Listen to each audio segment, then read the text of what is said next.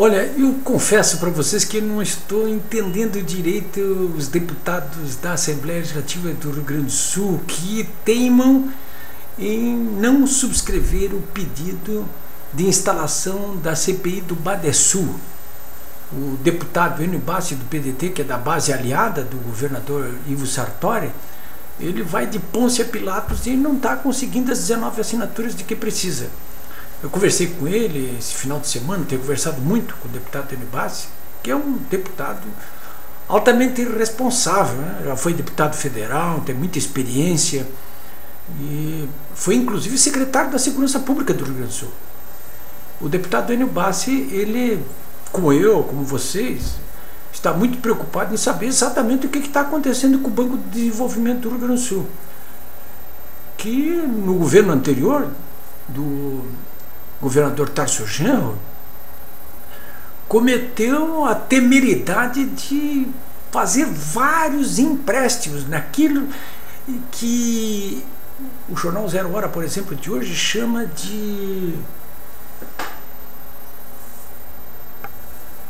falta de boas práticas bancárias. Ou seja, trocando em miúdos, na gestão anterior do governo Tarso Genro, o Badesul fez empréstimos que hoje somam 140 milhões de reais para apenas duas empresas. Tem mais problemas, mas esses dois são os principais, que é a IESA e o outro é um grupo argentino que trata de energia eólica. 140 milhões de reais em valores de hoje, não pagaram. O que se sabe, a própria diretoria do Badesul já deixou isso bem claro, é que esses empréstimos foram concedidos sem garantias reais mesmo. As análises de risco iniciais foram ignoradas, foram alteradas pela direção do banco. Por quê? Porque o governo do senhor Tarso Genro queria que esses empréstimos fossem concedidos. Queria porque queria. Bom, o Badesul, é claro, não esclarece completamente o que aconteceu, né? O que o levou, inclusive, a ser descredenciado como repassador de recursos do BNDES. Depois o BNDES voltou atrás em parte. Mas a situação do Badesul é dramática. Eu duvido, sinceramente, que o Badesul consiga sobreviver. Mas, enfim, o Badesul não esclarece direito o que está acontecendo. O governador Sartori mandou instalar uma sindicância. A sindicância tinha 30 dias de prazo para concluir os seus trabalhos, foi concluído, nada foi divulgado.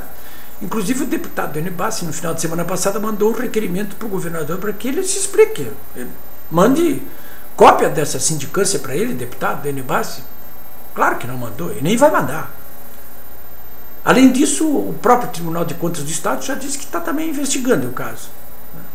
E agora o próprio Ministério Público Estadual está fazendo investigações, sem contar o Banco Central, né, que inclusive deu prazo curto para que a diretoria do Badesul explique esses malfeitos ali no banco.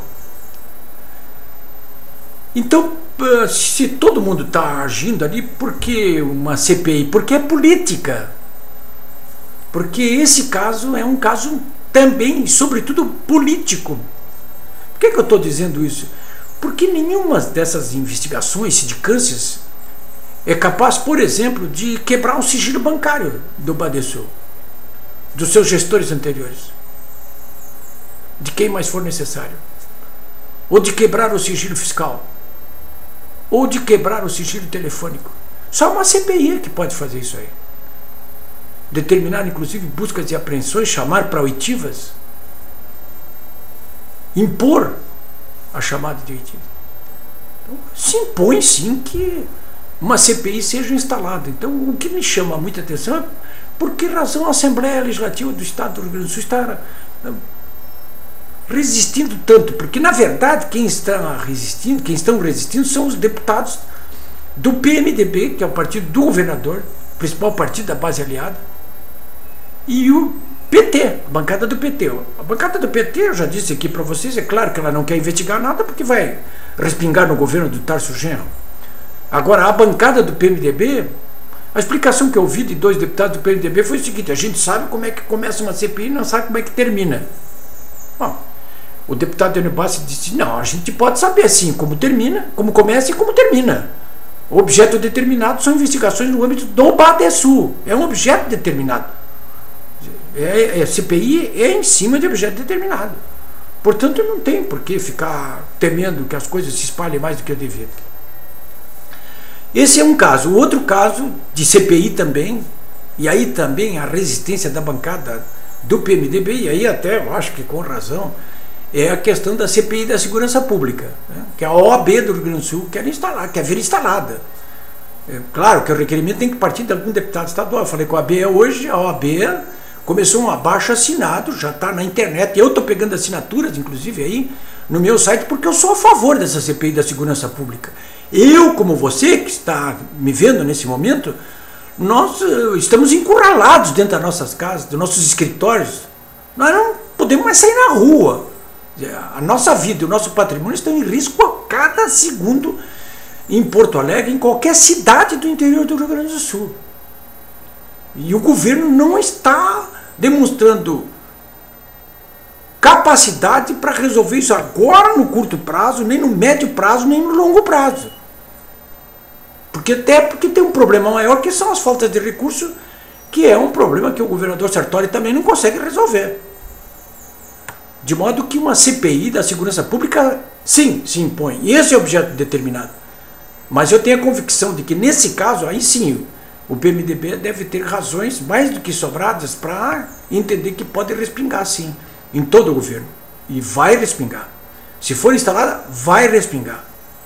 Porque não, agora, o que não é possível é que continuemos nesse estado de coisas sem que seja posto a limpo isso aí, pratos limpos, né? Duela a quem dueler, como dizia o ex-presidente Fernando Collor, antes de ser caçado. Senhores, eu volto amanhã.